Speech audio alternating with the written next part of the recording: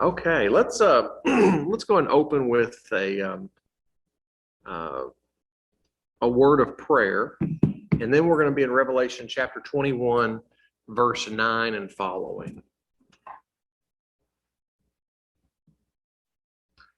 Mike, are you in a place where you could lead us in that prayer?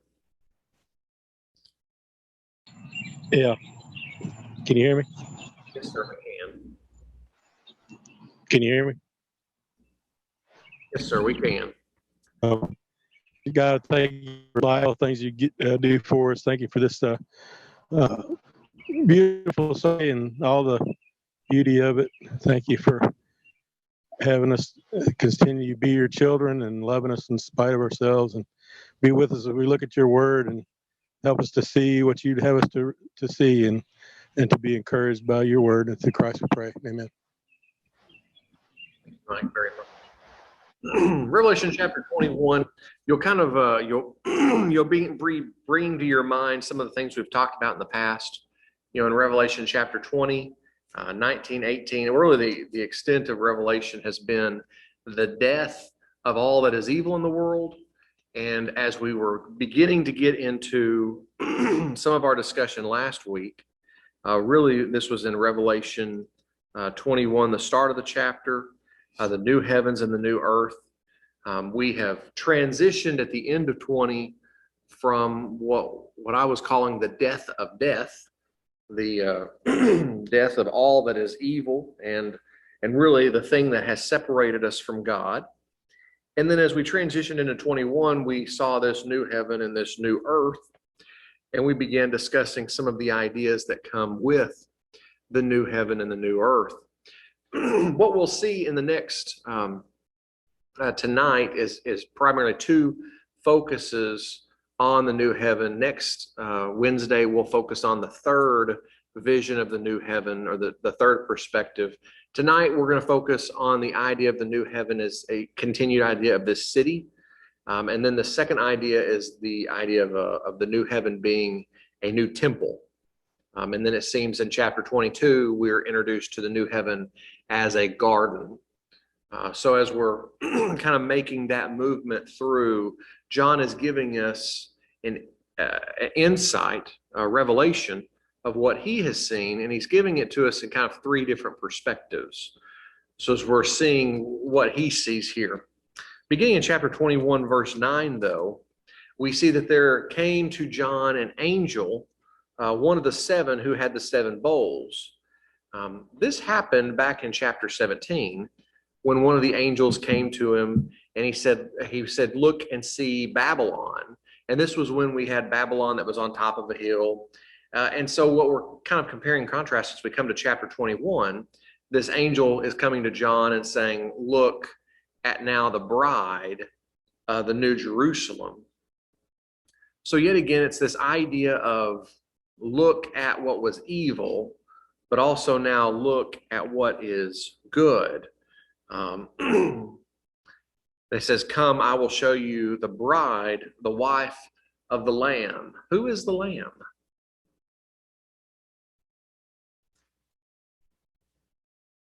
Back to chapter 5. Jesus. Back to chapter 5. It's not a trick question. It seemed too easy. I try to trick you with the easy ones. Yeah. Greg says back to chapter 5. Greg, you have us back in chapter 5? Yeah. Then I saw in the right hand, and he talks about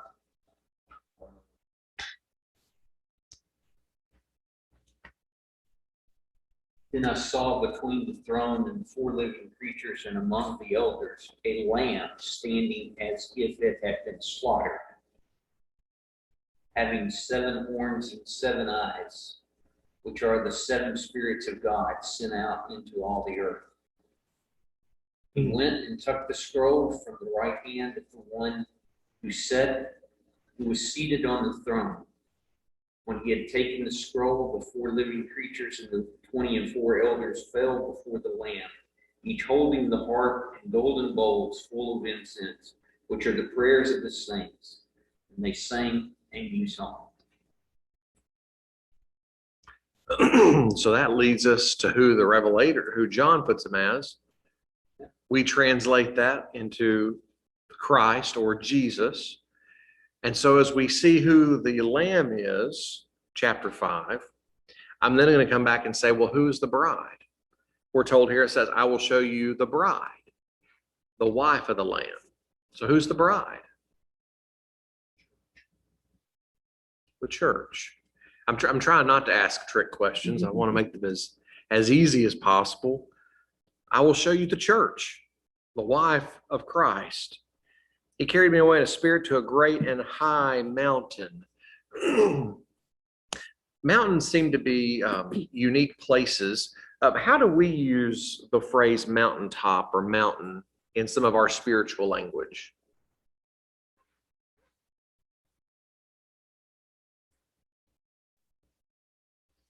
I mean, I think we kind of talk about it as a place where we feel really closer to God. So the mountaintop experience, a place where we felt close to God, Bible camp, Spring Mill Bible Camp, or any of those places, maybe even worship, can have that idea. And so John is taking to a mountaintop for this experience. And so I think that when we think about the biblical narrative, where did Moses receive the law? On top of a mountain, Mount Sinai. You go through the Old Testament, and multiple times the prophets are found on the mountains, getting away to be with God. Where was Jesus at oftentimes? The Sermon on the what? Yeah. The Sermon on the Mount. Now, you could throw in the Sermon on the Plain from Luke's account, but, well, maybe Jesus was on a mountain there too, who knows? But a lot of times we see that even Jesus went to these mountaintop experiences. The Transfiguration in Mark chapter 9, as yet again, Jesus is on a mountain. So John is taken to a high mountain in the Spirit and shown the city of Jerusalem that's coming down out of heaven from God. What do you picture when you see this happening? Heaven and earth merging. Ooh, heaven and earth merging. You ever see those like, I'm going to call them sci-fi, but they're not sci-fi. They're like the superhero movies where someone's like cut a city out and they're like going to lift the city up. There's one of the new Avenger movies where they've like cut a city and they're lifting it up. You always imagine these big places just being moved. And yet here they're coming down, heaven merging with earth, as Greg said it. And notice it's coming down, I'm going to say almost like it's a gift. I want us to look back real quick with kind of going with where Greg was leading us. Hebrews chapter 8 and verse 5 for a moment. Hebrews 8 and verse 5. We'll spend just a minute in Hebrews.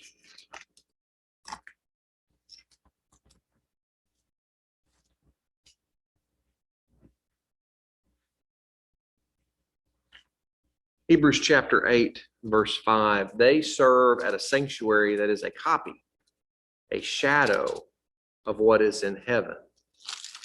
Jump down now to chapter 9, verse 23.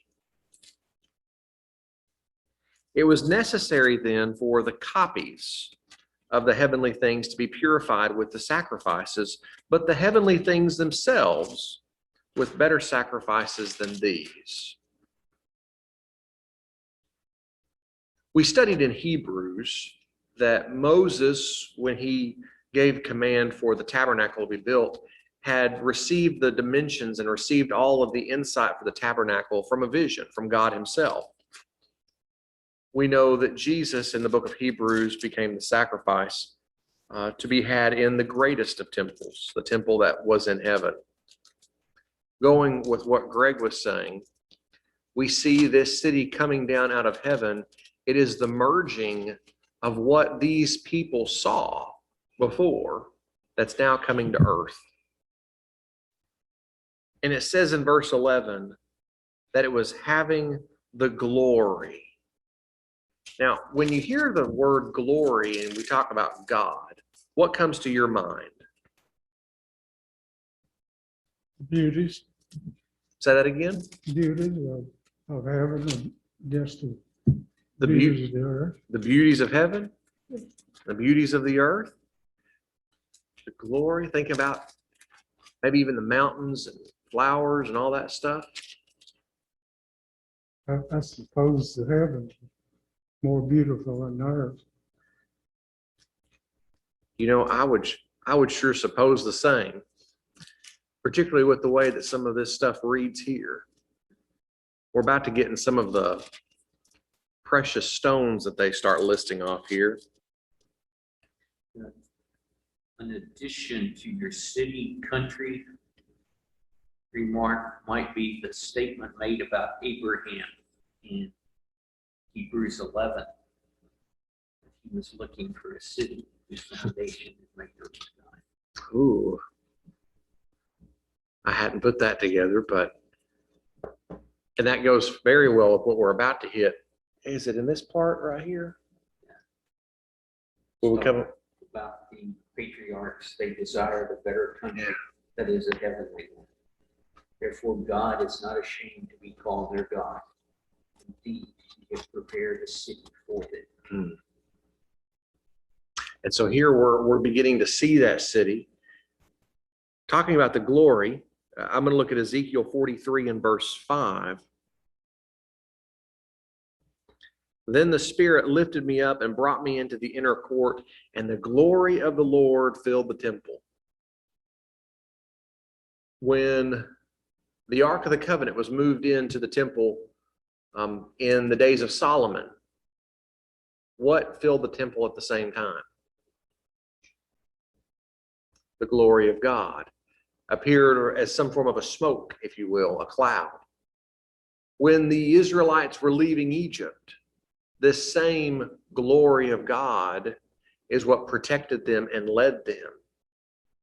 And so here we see that having the glory of God, that's what really makes heaven truly unique.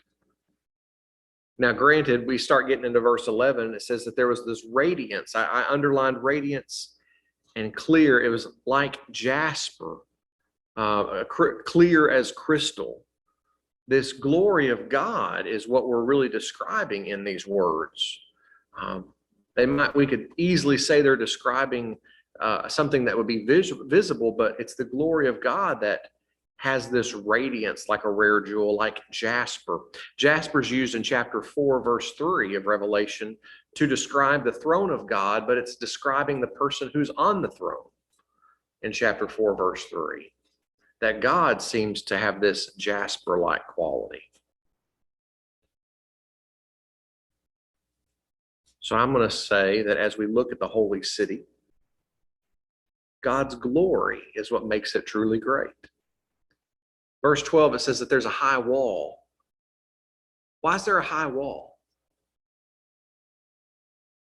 Why would you have a wall around a city?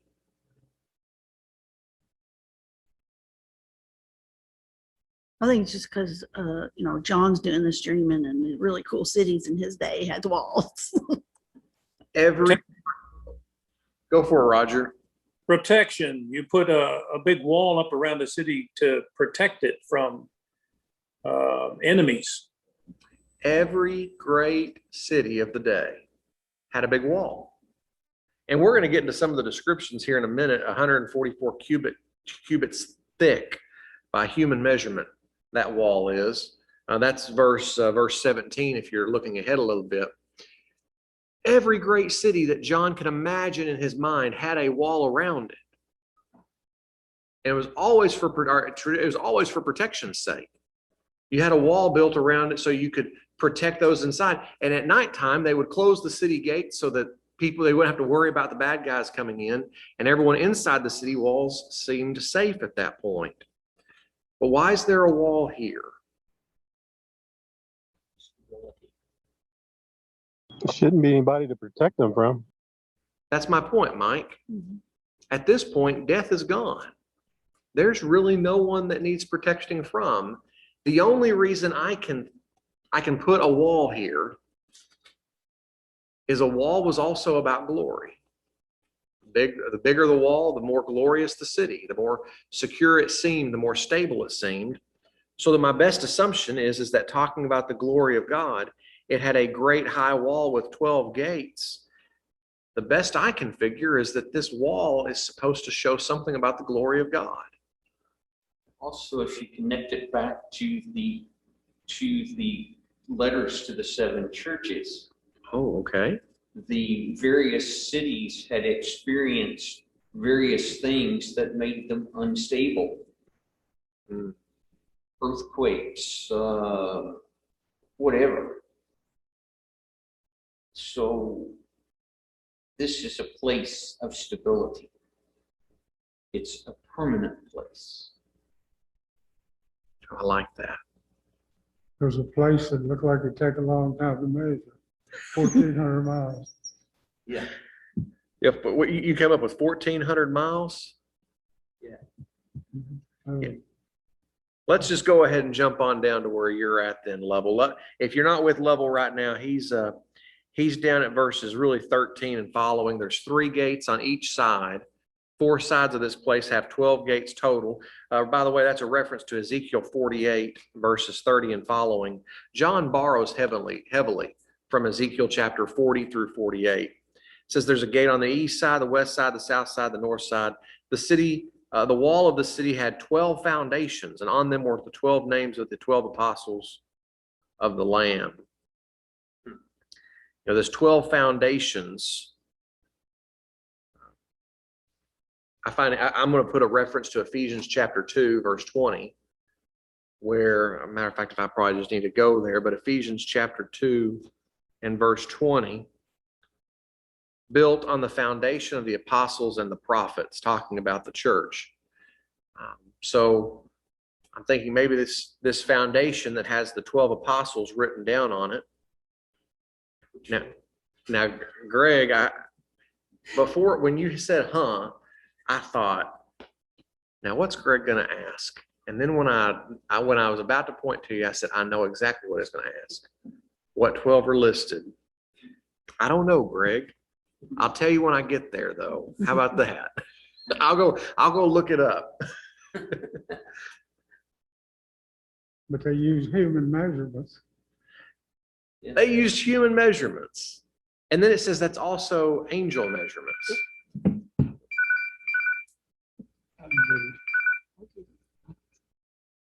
We come down to this city, though, and it says that the city is a perfect cube.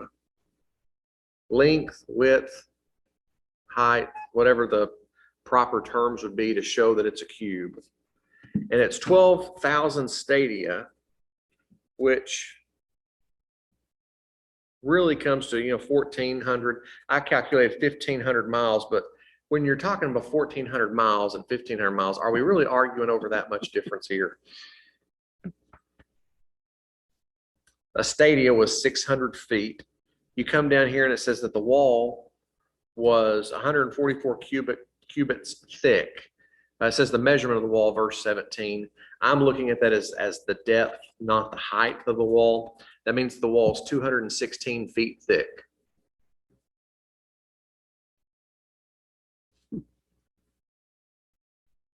I'm trying to think what's 216 feet long offhand. What did they measure it with? I don't know. They're doing a cubit, so I'm translating cubits to our measurement, but that's a big old place. Some things to notice. We talk about this place. It's a perfect cube. I think that takes us back to 1 Kings 6 and 2 Chronicles 3. What in the ancient or Jewish mind was a perfect cube? The Holy of Holies. I think this all is symbolizing the presence of God. Not that the city, because here's the question. If the city was literally 1,400 miles No airplanes in. tall, length, and width, Who wants to drive from one side to the other? Do you take an elevator, top and back down, You just fly. or you just Float. you fly? You got your harp on your one arm and Mhm. Supermaning through space here. I think that John's trying to show us that this is the presence of God. This is the It could also take us back to John 14, where Jesus talks about, in my Father's house are many rooms, room for all. well, there would definitely be plenty of room in this place. How far is 1,500 miles? I know Oklahoma's about, give or take, 600 here to Oklahoma. That's a long ways. From here to Denver is 1,080. From here to Denver. So are we saying from here to California? I think that's probably close. You know, something I think on too with this city that's reaching up 1,400 miles. Back in Genesis, they tried to build a tower that reached the heavens. They said they wanted to make a name for themselves. They wanted to reach God. And here I find it interesting that God builds a tower to the heavens, but he gives it to us. We move to verse 18, and we see this listing of precious stones as built on jasper. The city was of pure gold, like clear glass. The foundations of the wall of the city were adorned with every kind of jewel. And then we begin to list the jewels. If you go to Exodus chapter 20, verse 17, the same listing of jewels are the same jewels that we would assume into the breastplate of the high priest. What does that mean? Why would the foundation of the wall have the same stones as the high priest's breastplate?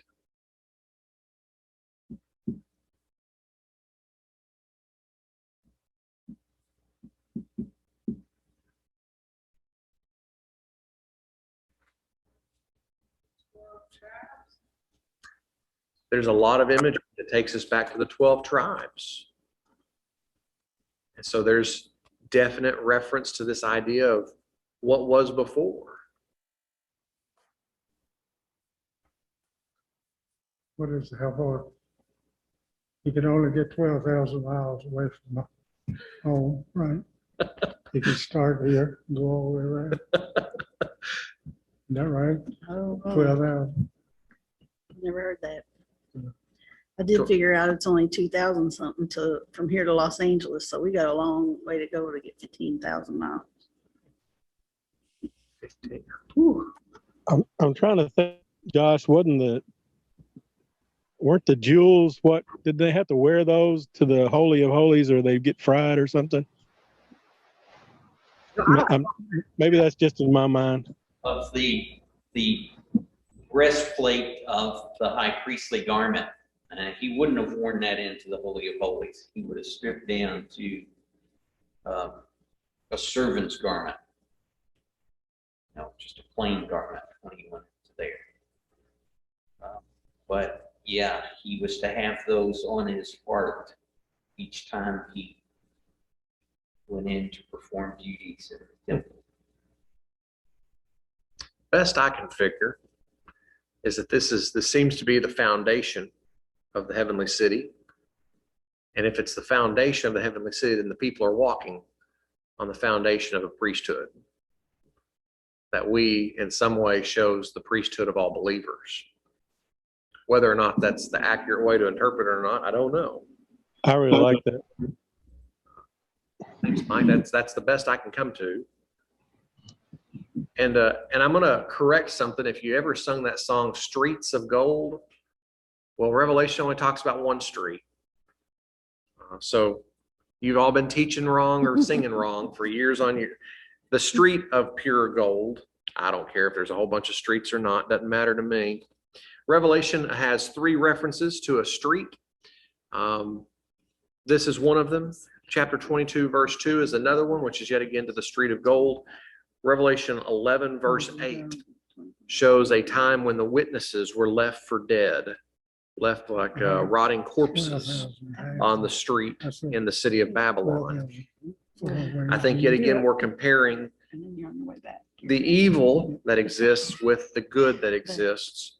And what we're seeing here is that unlike the death of God's witness in Revelation 11, the street of gold here will have God's witness acting valiantly for his behalf in the heavenly city. Have a hard time packing that rod. What's that? You'd have a hard time packing that rod. Yeah, that rod he's measuring things with. That's an awful big tape measure. I wonder if his bends like mine does. You get it out so far and it breaks over. I don't think so. I have a He feeling had his plenty is of time, didn't he? I have a little feeling his is a little better than mine. Mhm.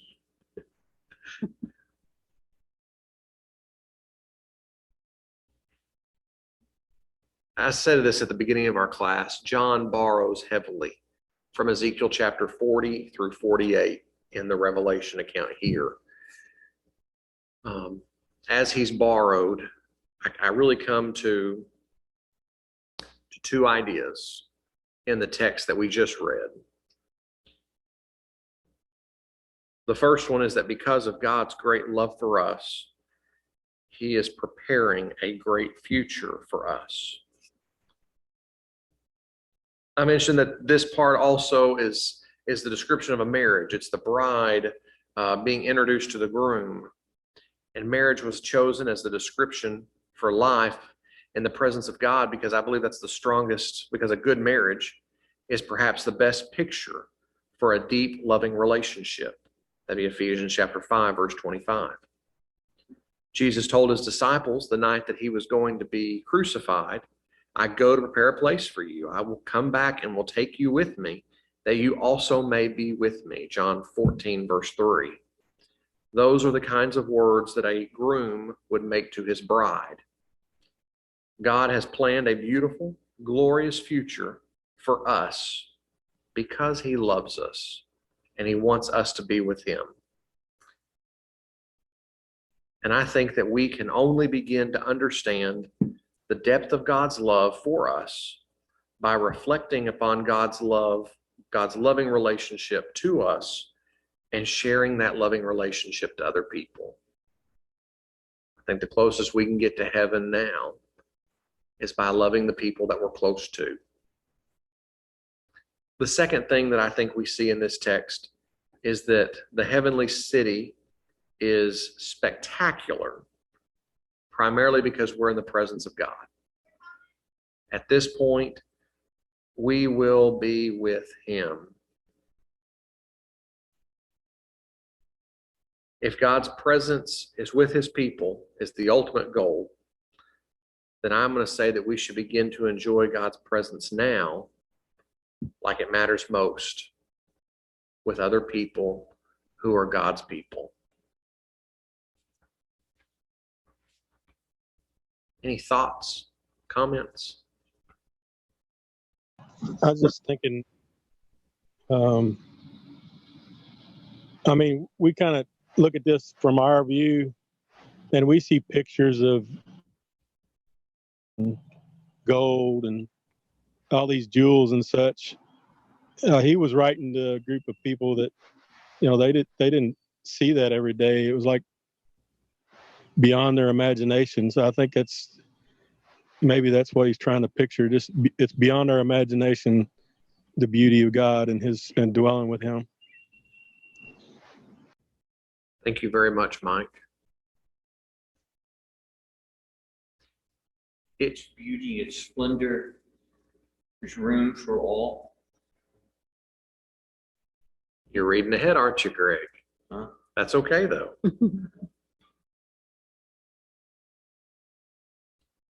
Since Greg took us there, let's go ahead and go there. This is verses 22 through 27. We have a few moments, so I think we can finish it because I don't have a lot of material on it that probably hasn't been included.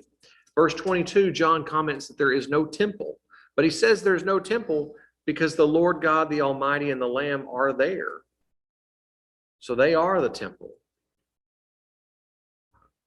I think John, being a Jew, would have been looking for a temple in the holy city and is probably taken back by the idea that there's not one there. This goes back to Ezekiel chapter 41 through 48, particularly verse 48 and 35, where we see that God's presence is everywhere. And there was no longer a need for a house for him to dwell in. Verse 23, it says that there's no need for a sun or a moon to shine in it because the glory of God gives the light. This takes us back to Isaiah chapter 60 and verse 19. There's other times where God is associated as light. John chapter 8, verse 12, and then 1 John 1 and verse 5. But hitting where to Greg's at now, it says the light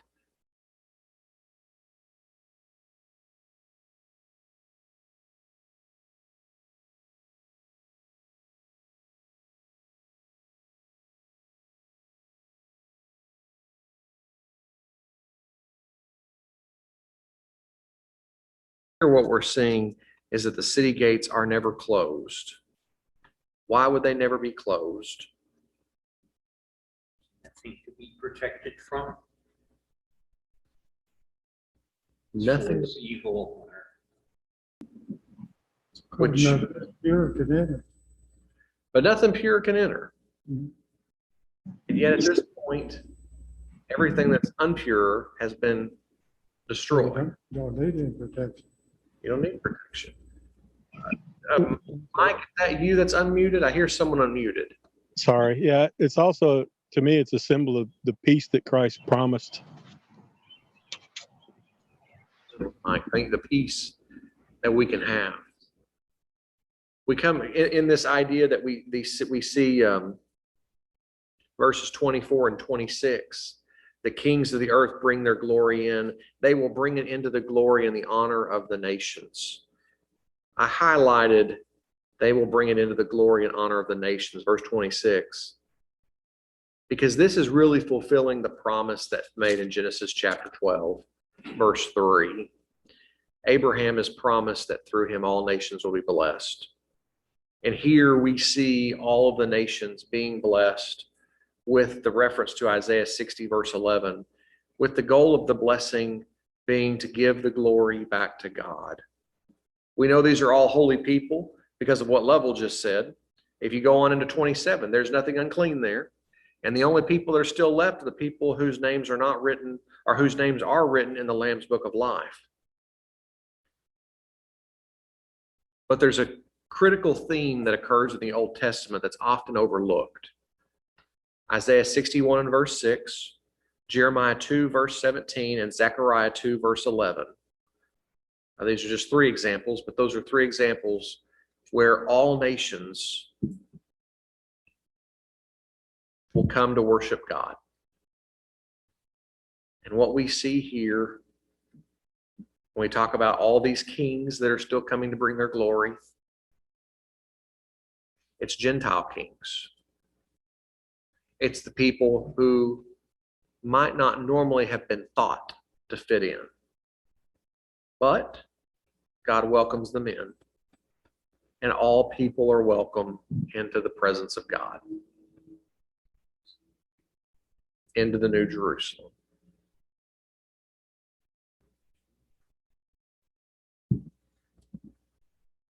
I don't think we're not able to comprehend it. Sadly, we can't comprehend it. I think my peon little brain still can't understand it. I can teach it and I can say it, but We have that song, The City Foursquare. does it have a line in there where everyone's welcome? It's a good song. The line I would close with on verses 22 through 27. By God's grace, we bring our righteous deeds into God's presence as a tribute of praise and gratitude for all that he has done for us. We respond to the goodness of God with our actions because of how much he's done for us. And that is the beauty, I think, of what we see, at least in chapter 21. Other thoughts or comments? Go for it, Lovely. What's the new earth gonna look like? It's gotta be big for a city this size to be there. And you'll have one, If I'm not mistaken, I think that word actually means renewed earth. Thank you, Mike. And Mike said a renewed earth. Yes. Like fire will purge a forest, new life will come. I think that's seen in the Old Testament, but I'd have to look it up now that I say it. But you know, if there's as many people living on the earth, you know, you go back a couple hundred years as there are today, there's a lot of people who could have given their life over to Christ and who God could say, look, you're coming in. It's going to have to be a big city.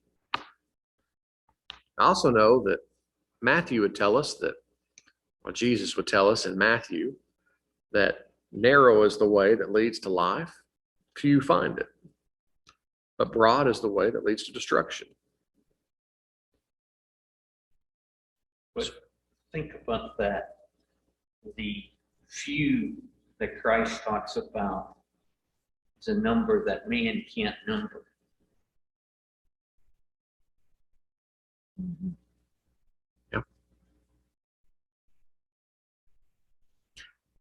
Well, thank y'all very much for this. I've loved this discussion on heaven, and we're going to pick up next week. Chapter 22 really hits the garden. I've got a little chart. I'll try and make that available before class for those of you who will join us online. But we'll have a little chart where we'll kind of look at the garden scene that happens in Revelation 22. And then we will have finished Revelation. Whew, look at us. Moving ahead like a herd of turtles. Thank you all very much for your attention, your comment. I will look forward to seeing you Sunday or next Wednesday, or I will look forward to seeing you in this perfect cube city, whichever one happens first.